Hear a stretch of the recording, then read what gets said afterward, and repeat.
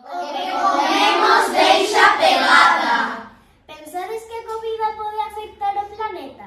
Hoxe imos aprender algo moi importante sobre a comida, porque o que comemos tamén afecta o planeta. Eu pensaba que só contaminaba as fábricas e os coches.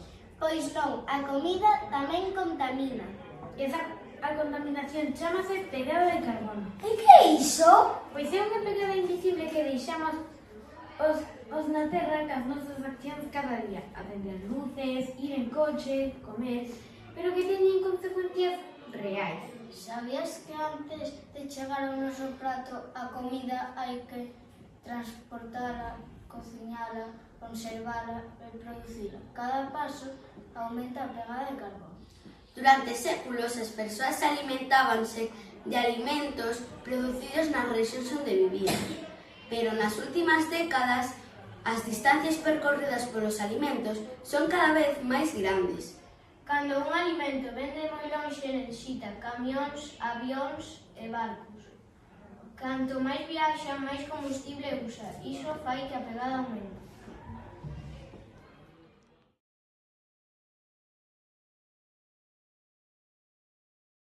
Hai alimentos que teñen pegada de carbono baixa, son os que contaminan pouco. Normalmente son froitas, verduras e legumes, por exemplo, leituga, mazás, lentellas, patacas E sobre todo se son alimentos da zona de tempada.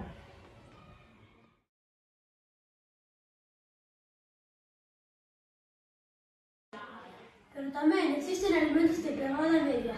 Non contaminan pouco, pero tampouco moito.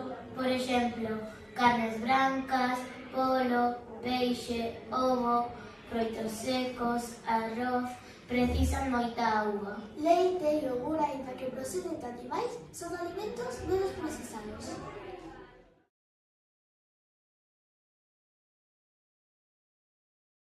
E logo están os de pegada alta, que son os que máis contaminan.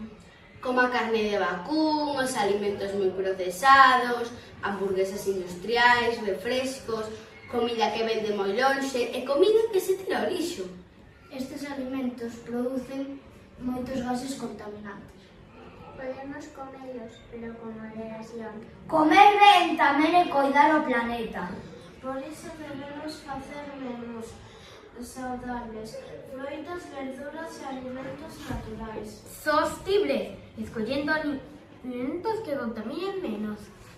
E que podemos facer nós? Non tirar comida, Comer máis froita e verduras, Beber auga, levar merendas caseiras. comer saudável axuda a nosa